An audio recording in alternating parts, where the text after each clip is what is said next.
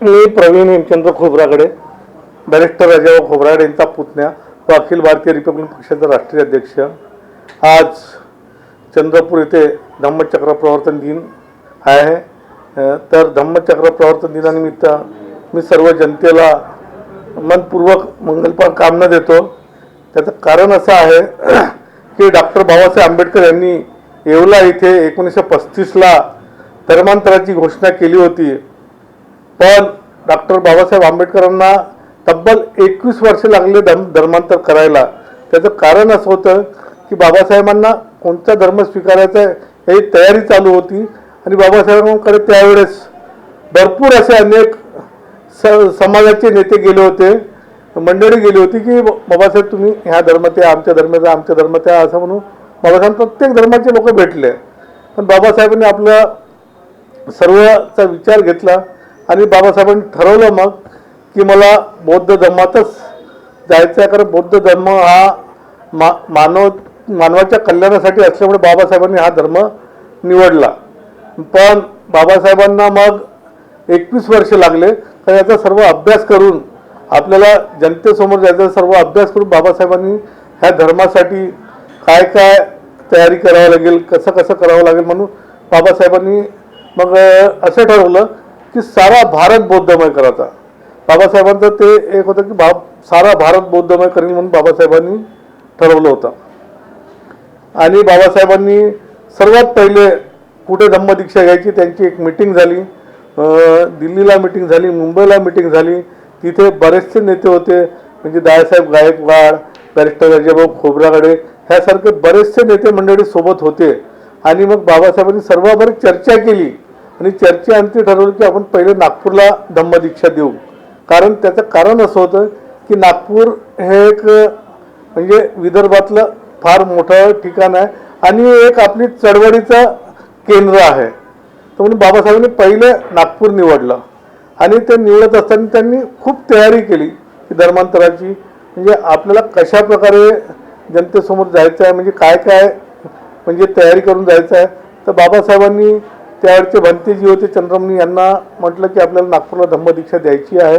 त्यांच्याबरोबर चर्चा झाली आणि बाबासाहेबांनी त्यावेळेस धम्मदीक्षा देताना काय काय जनतेला आपल्याला सांगावं लागेल, तर बाबासाहेबांनी सर्वात प्रथम 22 प्रतिज्ञा म्हणजे जनतेला 22 प्रतिज्ञा दिल्या सर्वात प्रथम।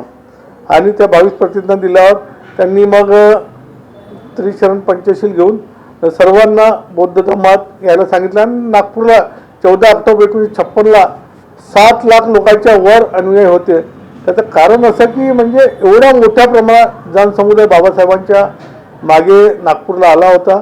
आणि तेव्हा त्यांनी ठरवलं की सर्वांना सांगितलं की मला सारा भारत बौद्धमय करायचा, त्या दृष्टीने मला रोजच्या रोज धम्मदीक्षेचे कार्यक्रम घेऊन 2 दिवसात, 8 दिवसात, 10 दिवसात पूर्ण भारतात मला त्या बौद्ध धर्माचा प्रचार प्रसार करायचा आहे।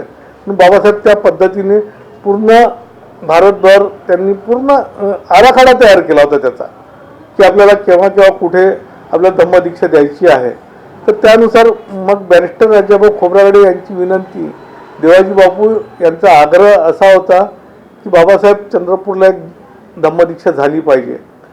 तर मग बाबासाहेबांनी त्यांनाही त्यावेळेस नागपूरची झाल्यावर आपण 16 ऑक्टोबरला चंद्रपूरला म्हणून देवाजी बापू आणि बॅरिस्टर राजाभाऊ खोब्रागडे यांना सांगितलं की चंद्रपूरला आपण धम्मदीक्षा देऊ म्हणून बाबासाहेबांनी सांगितलं। तर तेव्हा सांगितलं की चंद्रपूरची तयारी करा। चंद्रपूरला 3 लाख लोकांच्या वर लोक चंद्रपूरच्या धम्मदीक्षेला होते, म्हणजे पूर्ण आता जी दीक्षाभूमी आहे तिकडे क्लब ग्राउंड आहे, इथपर्यंत लोक उभे होते। जे आम्हाला आमचे घरचे लोक सांगतात ना, तर इथपर्यंत लोक उभे होते। तर इतका मोठा तो धम्म सोहळा, ज्याला धम्म क्रांती बाबासाहेबांनी घडवून आणली। आणि ती घडवत असताना म्हणजे बाबासाहेबांनी त्यावेळी इतकी तब्येत खराब होती, नागपूरची धम्मदीक्षा दिल्या इतकी तब्येत खराब होती की बाबासाहेबांना यायला म्हणजे त्रास होत होता। आणि तेव्हा पावसाचे दिवस होते, म्हणजे त्यावेळेस ऑक्टोबर महिन्यात भरपूर पाऊस राहायचा, हे भरपूर पाऊस।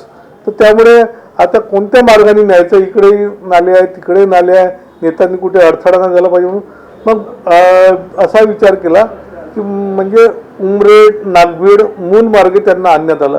मग मूलला त्यांना थांबवण्यात आलं, मग त्यांच्या जेवणाची व्यवस्था तिथे करण्यात आली आणि मूलवरून डायरेक्ट चंद्रपूरला आणलं आणि चंद्रपूरला इतका उंच आणि भव्य असा स्टेज बनवला होता. तर त्या स्टेजपर्यंत सरळ गाडी स्टेजपर्यंत नेली आणि बाबासाहेबांनी मग स्टेजवर जाऊन सर्वांना हात असा हलवला आणि म्हटलं की आपल्याला सर्वांनी परवाच 14 तारखेला नागपूरला धम्मदीक्षा दिली आणि आता चंद्रपूरला मला द्यायची आहे आणि त्यासाठी इथे आलेला. म्हणून सर्वजण बाबासाहेब स्टेजवर जसे गेले म्हणजे टाळ्याच्या गडगडाने पूर्ण दीक्षाभूमी परिसर म्हणजे पूर्ण आनंदमय झाला होता. तर अशा प्रकारे बाबासाहेबांनी इथला तो धम्मदीक्षा सोहळा फार मोठा म्हणजे नागपूरनंतर जो आयोजित झाला फार मोठा, हा दुसरा म्हणजे नागपूरनंतर दुसरा धम्म सोहळा होता.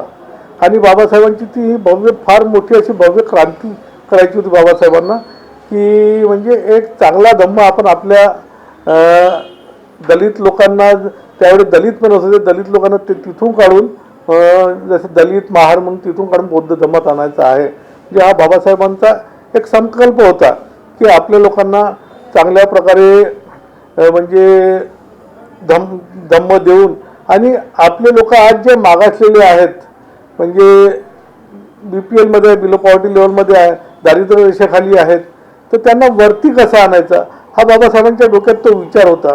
म्हणून बाबासाहेबांनी आपल्याला धम्म सोहळा ती धम्मदीक्षा दिली. आणि मग बाबासाहेबांनी सर्वांना म्हणजे असं सांगितलं की आपल्याला शिक्षित व्हायचं. म्हणजे त्या स्टेजवरून सांगितलं, पण नंतर रेस्ट हाऊसमध्ये बसले आणि सांगितलं की आपल्याला शिक्षित व्हायचं आहे, म्हणजे सारा समाज शिक्षित झाला पाहिजे. आणि बाबासाहेबांचा हा मूलमंत्र सर्व लोकांनी मान्य केला. आणि आपण ज्या परिस्थितीत होती तिथून बाबासाहेबांनी आपल्याला वरती काढलं आणि वरती काढून बाबासाहेबांनी म्हटलं की सर्वजण शिका आणि शिकून फार मोठे बना आणि सर्वजण आपापल्या नोकरीपेक्षात राहा, कामधंद्यात राहा, पण समाजाला विसरू नका. बाबासाहेब त्यावेळी सर्वांना बैठक देत होते. म्हणजे धम्मदीक्षा झाल्यावर बाबासाहेब रेस्ट हाऊसला बसले, आराम केला, दुसऱ्या दिवशी थांबले होते आणि सर्वांना समजून सांगितलं की आपल्याला फार मोठी चळवळ आहे. भगवान बुद्धाचा जो धम्म मी तुम्हाला दिला ही फार मोठी चळवळ आहे. ही चळवळ तुम्हाला समोर न्यायची आहे आणि त्या पद्धतीने तुम्ही जोपर्यंत शिकणार नाही, शिक्षित होणार नाही, तोपर्यंत चळवळ समोर नेता येणार नाही. म्हणून प्रत्येकाने आपल्या डोक्यात हा चंग वाढला की बाबासाहेब म्हणतात ते बरोबर आहे, प्रत्येकाने शिकलं पाहिजे. आणि त्यावेळेस प्रत्येकाने शिक्षणाची म्हणजे अशी ओळख लागली होती की प्रत्येकजण शिक्षणासाठी तयार. म्हणजे चंद्रपूरला तेवढे कॉलेज होते, वर्धेला गेले, नागपूरला गेले आणि औरंगाबादला बाबासाहेबांचं मिलिंद कॉलेज होते, तिथे तर अनेक विद्यार्थी चंद्रपूरमधून म्हणजे विदर्भातूनच पूर्ण विद्यार्थी तिथे गेले आणि तिथे शिकायला लागले.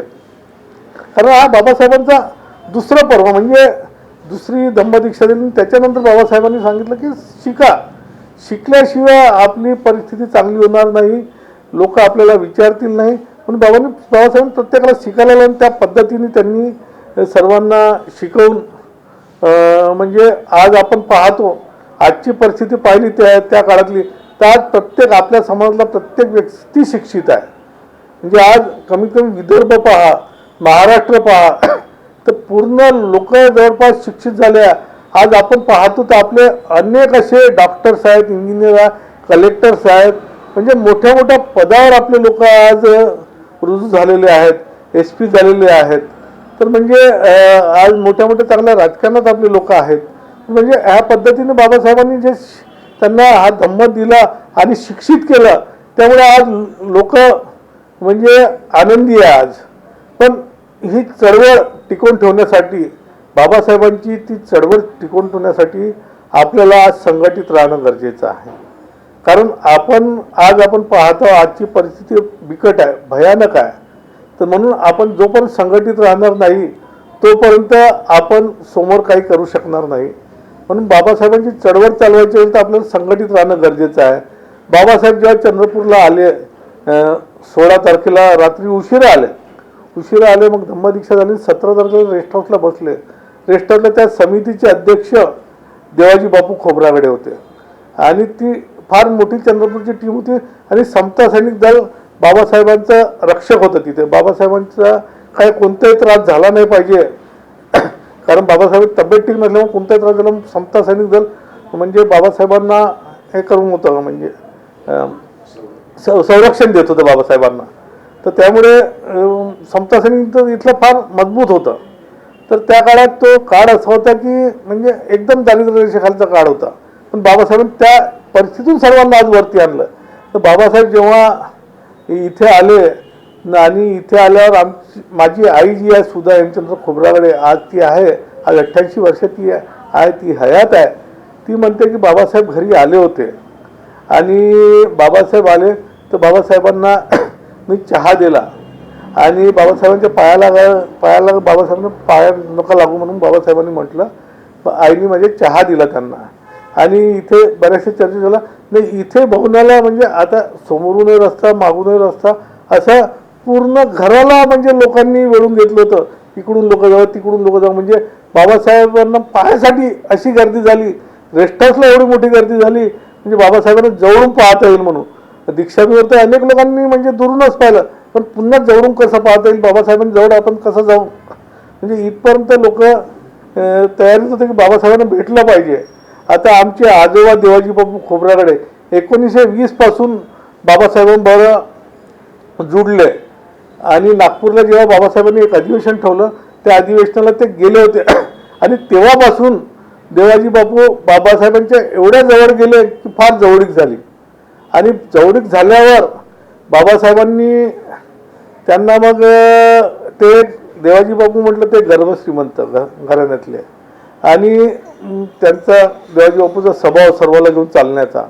आणि जेव्हा मग धर्मांतराची वेळ आली तेव्हा देवाजी बापू पूर्ण जिल्हाभर चंद्रपूर गडचिरोली जिल्हा त्यावेळी एकच होता, चंद्रपूर गडचिरोली जेव्हा एक एक गाव पिंजून काढलं देवाजी बापूंनी, स्वतः फिरले, बाबासाहेब येत आहेत तुम्ही या या म्हणून सर्व गावागावात गेले आणि सर्वांना बोलावलं. सर्वजण 2-2 दिवसापासून इथे डब्बे शिदोरी घेऊन आले होते, सर्व इथे बसून बाबासाहेबांची वाट पाहत होते. 16 ऑक्टोबरला सकाळपासून लोकांचं येणं सुरू झालं होतं. आणि त्यावेळेस कसं होतं की चंद्रपुरात मोजकेच दुकानं होते, तर चंद्रपुरात म्हणजे सर्वांना म्हणजे असं होतं की मला पांढरे कपडे पाहिजे. चंद्रपूरच्या एकाही दुकानात आखरी असं राहिलं की पांढरा कपडाच भेटत नव्हता. मग कोणी इकडून बोलवायचे तिकडून बोलवायचे, म्हणून प्रत्येकजण पांढरे कपडे घालून पांढऱ्या कपड्यात सर्वजण होते. तर अशा प्रकारे बाबासाहेबांनी म्हणजे धम्मदीक्षा ह्या सर्वांनी फार जय्यत तयारी, फार मोठ्या प्रमाणात तयारी केली होती. आणि तेव्हापासून देवाजी बापू त्यांच्या जवळ इतके गेले की म्हणजे प्रत्येक गोष्ट बाबासाहेबांना विचारल्याशिवाय ते करत नव्हते. आणि ते करत असताना त्यांनी म्हणजे बॅरिस्टर साहेब त्यांना देवाजी बापूचा पहिला मुलगा भाऊराव देवाजी खोब्रागडे, बॅरिस्टर राजाभाऊ खोब्रागडे, तर ते बॅरिस्टर साहेब जे करत आहेत म्हणजे शिक्षण घेत आहेत, तर शिक्षण घेत असताना त्यांना म्हणजे बाबासाहेबांना विचारल्याशिवाय ते शिकवत नव्हते. म्हणजे बाबासाहेबांना विचारायचं की बॅरिस्टर साहेबांना काय शिकवायचं, तर बॅरिस्टर म्हणजे बाबासाहेब सांगत होते की तुम्ही भाऊरावना असं असं शिकवा, म्हणजे मॅट्रिक झाल्यावर BA करायला लावा, BA करायला लावलं, मग BA केल्यावर काय करायचं, तर तुम्ही त्यांना लंडनला पाठवा बॅरिस्टरची डिग्री घ्यायला. तर तेव्हा बाबासाहेबांना स्कॉलरशिप म्हणून 15 विद्यार्थी पाठवता येत होते. तर बाबासाहेब 15 विद्यार्थ्यांमध्ये बॅरिस्टर साहेबांचं नाव होतं लंडनला पाठवायचं, पण बाबासाहेब त्यावेळी असे म्हणाले की 15 विद्यार्थ्यांमध्ये बॅरिस्टर साहेबांचं नाव आहे, पण तुम्ही गर्भश्रीमंत, तुमच्याकडे पैसा भरपूर आहे, तर तुम्ही त्यांना स्वखर्चाने पाठवा, जेणेकरून समाजाचा एक विद्यार्थी स्कॉलरशिपच्या माध्यमातून जास्त जाईल शिकायला. तर ती विनंती देवाजी बापूंनी मान्य केली. आणि मान्य केल्यावर मग देवाजी बापूंनी ती विनंती मान्य केल्यावर बॅरिस्टर साहेबांनी स्वखर्चाने लंडनला बॅरिस्टरची पदवी घ्यायला पाठवला. आणि जेव्हा बॅरिस्टरची पदवी घेऊन बॅरिस्टर साहेब चंद्रपूरला आल्यावर तो दिवस होता 26 जानेवारी 1950, म्हणजे भारताचा पहिला प्रजासत्ताक दिवस. तर त्या दिवशी पूर्ण म्हणजे मुंबईमध्ये जिकडे तिकडे रोषणाई लागली होती. चंद्रपूरला म्हणजे आणताना पूर्ण रोषणाई होती. की बॅरिस्टर साहेब ज्या दिवशी इथे आले तो पहिला प्रजासत्ताक दिवस, त्या दिवशी पूर्ण रोषणाईनी पूर्ण भारत रोषणाईनी सजलेलं होतं. आणि त्या रोषणाईमध्ये बॅरिस्टर साहेब इथे आले पदवी घेऊन. आणि बॅरिस्टर साहेबांनी मग जी चळवळ आहे बाबासाहेबांची चळवळ आहे, सामाजिक धार्मिक राजकीय, ही चळवळ बाबासाहेबांनी समोर कशी न्यायची बॅरिस्टर साहेबांनी सांगितलं. बॅरिस्टर साहेब त्या पद्धतीने कामाला लागले. पण ते करत असताना देवाजी बापू वारंवार बाबासाहेबांना आता काय करायचं काय करायचं, तर तुम्ही तुमचा मोठा मुलगा हा बॅरिस्टर होऊन आला, तो माझ्या स्वाधीन करा, समाजाचा स्वाधीन करा. तर कोणत्याही क्षणाचा विलंब न लावता त्यांनी बाबासाहेबांकडे राजाभाऊंना म्हणजे भाऊरावांना बॅरिस्टर साहेबांना सोपवलं. आणि ते करत असताना म्हणजे समाजासाठी दान दिला तो मुलगा. आणि बॅरिस्टर साहेबही पूर्णपणे बाबासाहेबांच्या चळवळीशी आखरीपणे प्रामाणिक राहिले. आणि ते करत असताना बाबासाहेबांचं काम बॅरिस्टर साहेबांनी मनात आणलं की बाबासाहेबांचं काम पूर्णपणे आपण सांभाळून नेऊ. आणि ते सांभाळत असताना बाबासाहेब म्हणाले की तुम्हाला समाजाची सेवा करायची आहे. आणि बॅरिस्टर साहेबांनी म्हटलं बाबासाहेब आपण जे सांगाल त्या पद्धतीने मी करेल. आणि जेव्हा बाबासाहेब यांची चळवळ बॅरिस्टर साहेबांनी पाहिली, जवळून पाहिली, आणि जेव्हा बाबासाहेब शेड्यूल कास्ट फेडरेशनचे अध्यक्ष होते आणि ज्यावेळी बाबासाहेबांकडे इतकी ज्येष्ठ नेते मंडळी होती आणि त्या ज्येष्ठ नेते मंडळी असतानाही बाबासाहेबांनी बॅरिस्टर साहेबांची निवड केली जनरल सेक्रेटरी शेड्यूल कास्ट फेडरेशनच्या. आणि ते करत असताना त्यांनी बाबासाहेबांनी बॅरिस्टर साहेब जनरल सेक्रेटरी बनवलं. आणि बाबासाहेबांची चळवळ बाबासाहेबांच्या हयातीत त्यांनी बाबासाहेबांचं सेक्रेटरी पद दिलं आणि ते सेक्रेटरी पद त्यांनी पूर्ण प्रामाणिकपणे सांभाळलं. जेव्हा बाबासाहेब 1954ला भंडाऱ्यातून उभे होते आणि त्याची पूर्ण धुरा म्हणजे ते प्रचाराची पूर्ण धुरा बॅरिस्टर साहेबांवर बाबासाहेबांनी सोपवली होती. आणि बॅरिस्टर साहेबांनी ती पूर्ण धुरा इतकी प्रामाणिकपणे सांभाळली आणि ती सांभाळताना खूप मेहनत घ्यायला लागली. बाबासाहेब मला निवडून आणण्यासाठी खूप मेहनत बॅरिस्टर साहेबांनी आणि ते सहकार्यांनी खूप मेहनत घेतली. आणि असे करत करत बाबासाहेबांनी मग असं ठरवलं, ज्या 3 संघटना आहेत समता सैनिक दल, भारतीय बौद्ध महासभा, रिपब्लिकन पक्ष, 1927ला बाबासाहेबांनी समता सैनिक दल दिलं. आणि समता सैनिक दलाचं कार्य काय, बाबासाहेबांना त्यावेळी असं वाटलं की महाडचं जे 14 तळा आहे तिथे बाबासाहेब सर्वांसाठी पाण्याची व्यवस्था करत होते.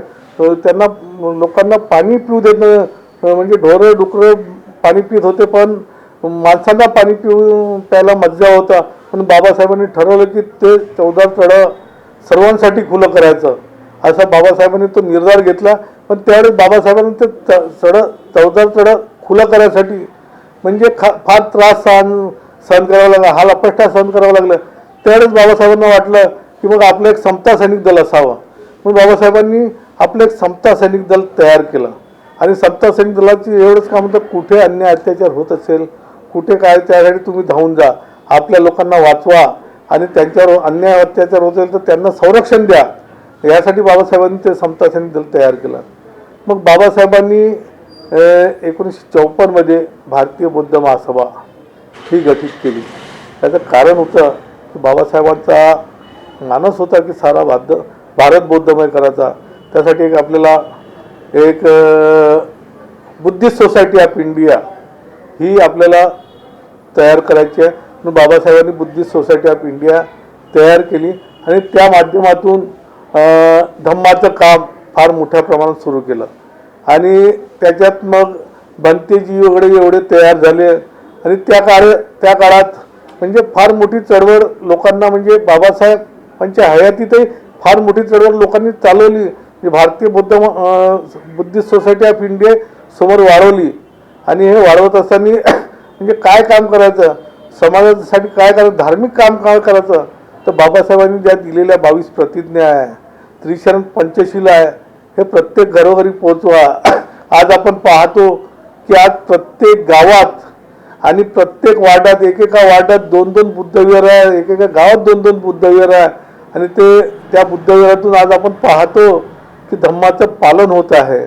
22 प्रतिज्ञा आपण लोकांना सांगत आहोत, त्रिचरण पंचशील आपण सांगत आहोत. तर एवढी प्रगती आपली त्या माध्यमातून झालेली आहे. तर ती प्रगती म्हणजे आज कोणामुळे झाली तर आज बाबासाहेबांमुळे ती प्रगती झालेली आहे. म्हणून आपण बाबासाहेबांनी आपल्याला जो धम्म दिला तो कधी विसरता येणार नाही आणि त्या धम्माच्या वाटेवरच आपल्याला चालावं लागेल. तर म्हणून बाबासाहेबांनी 54ला आपल्याला भारतीय बुद्ध महासभा दिली आणि बाबासाहेबांनी 30 सप्टेंबर 1956ला अखिल भारतीय रिपब्लिकन पक्षाची स्थापना केली. पण बाबासाहेबांच्या हयातीत तो पक्ष सुरू होऊ शकला नाही. बाबासाहेबांच्या हयातीनंतर आपला रिपब्लिकन पक्ष फार मोठ्या प्रमाणे जोमात सुरू झाला. जेव्हा निवडणुका लागल्या 1957ला निवडणुका लागल्या आणि 1958च्या ज्या निवडणुका झाल्या त्या शेड्यूल कास्ट फेडरेशन लढवल्या गेल्या. पण त्यांनी तेव्हाच म्हणलं की 3 ऑक्टोबर 1957ला आपण एक भव्य असा बाबासाहेबांनी दिलेला रिपब्लिकन पक्ष आहे तो रिपब्लिकन पक्ष आपण चालवूया. आणि तो चालवत असताना आपण मोठ्या प्रमाणात चालवूया म्हणून बाबासाहेबांनी तो आपल्याला रिपब्लिकन पक्ष दिला. आणि तो म्हणजे हे जे नेते होते मग बाबासाहेबांचं महापरिनिर्वाण 6 डिसेंबर 1956ला झालं. पण बाबासाहेबांनी संकल्प एवढा मोठा होता की 16 डिसेंबर 1956चा फार मोठा धम्मक्रांती आपलं बाबासाहेबांना मुंबई इथे करायची होती. फार मोठी म्हणजे ना भूतो न भविष्यतो म्हणजे पूर्ण भारतातले लोक मुंबईला येतील अशा प्रकारची ती धम्मक्रांती होती. तो धम्म सोहळा होता. पण त्या अगोदरच 6 डिसेंबर 1956ला बाबासाहेबांचं महापरिनिर्वाण झालं आणि तो धम्म सोहळा राहून गेला. पण त्याच्यानंतरही जे नेते होते बॅरिस्टर राजाभाऊ खोब्रागडे, दादासाहेब गायकवाड ह्यासारखे जे नेते होते, भैयासाहेब आंबेडकर ह्यासारखे जे नेते होते, ह्या नेत्यांनी म्हणजे आपापल्या परीने का होईना बऱ्याच ठिकाणी म्हणजे महाराष्ट्रातही आणि भारतातही अनेक ठिकाणी हे 3 नेते फिरले आणि तिघांनी अनेक ठिकाणी बौद्ध धम्माची दीक्षा दिली. आज आपण बाबासाहेबांची संघटना आहेत त्याच्यापैकी आज भारतीय बुद्ध महासभा, समता सैनिक दल आणि रिपब्लिकन पक्षाचंही भारतीय बुद्ध समता सैनिक दल सांगितलं. पण रिपब्लिकन पक्षाचंही सांगायचं म्हणजे बाबासाहेबांच्या हयातीत हा सुरू होऊ शकला नाही. बाबासाहेबांच्या हयातीनंतर जे नेते होते भैयासाहेब आंबेडकर, बॅरिस्टर राजाभाऊ खोब्रागडे आणि दादासाहेब गायकवाड ह्या नेत्यांनी रिपब्लिकन पक्ष फार मोठ्या प्रमाणात त्यावेळेसही चालवला. आज ते चालवत असताना त्यावेळेस सर्व म्हणजे आपले खासदार आमदार प्रत्येक स्टेटमधून राहायचे आणि त्यावेळेस आपण विरोधी पक्ष म्हणून गणल्या जायचो आणि एक अशी मजबूत अशी आपली फळी होती. म्हणजे बाबासाहेबांच्या 3 संघटना चालवण्याचं फार मोठं काम ह्या नेत्यांनी केलं. आज आपण पाहतो, आज आपण ती चळवळ बाबासाहेबांची म्हणजे ह्या नेत्यानंतर आज आपण पाहतो थोडीशी मागे आलेली आहे. पण न संपणारी आहे ही चळवळ. त्यामुळे आपण ही चळवळ कशी समोर न्यायची आम्ही त्या दृष्टीने प्रयत्न करत आहोत. आम्ही रिपब्लिकन पक्ष समोर नेऊन आज बॅरिस्टर साहेबांचा जो रिपब्लिकन पक्ष आम्हाला दिला, बाबासाहेबांनी यांना दिला आणि बॅरिस्टर साहेब आम्हाला दिला, तो रिपब्लिकन पक्ष आज आम्ही जनतेसमोर घेऊन आलो आहे. बाबासाहेबांनी जो अखिल भारतीय रिपब्लिकन पक्ष जनतेला दिला, बॅरिस्टर साहेबांनी चालवला, आज तो आम्ही जनतेसमोर घेऊन आलेलो आहोत आणि जनतेसमोर रिपब्लिकन पक्षाच्या ह्याच्याने आम्ही आज कार्य करत आहोत. पण बाबासाहेबांच्या या 3 संघटना मजबूत करण्यासाठी समता सैनिक दल, बुद्धिस्ट सोसायटी ऑफ इंडिया आणि रिपब्लिकन पक्ष ह्या 3 संघटना मजबूत करण्यासाठी आपल्याला सर्वाला एकजुटीनं राहायचं आहे. आपल्याला सर्व समाजाचा एकोपा निर्माण करायचा आहे. आपण जोपर्यंत संघटित राहणार नाही बाबासाहेबांची चळवळ आपण समोर देऊ शकणार नाही. म्हणून मी सर्वांना आव्हान करतो, सर्व जनतेला आव्हान करतो, महाराष्ट्रातल्या भारतातल्या सर्व जनतेला आव्हान करतो की आपण सर्व एकजुटीने राहू आणि बाबासाहेबांची चळवळ समोर नेऊया. एवढंच बोलतो. धन्यवाद. जय भीम, जय भारत.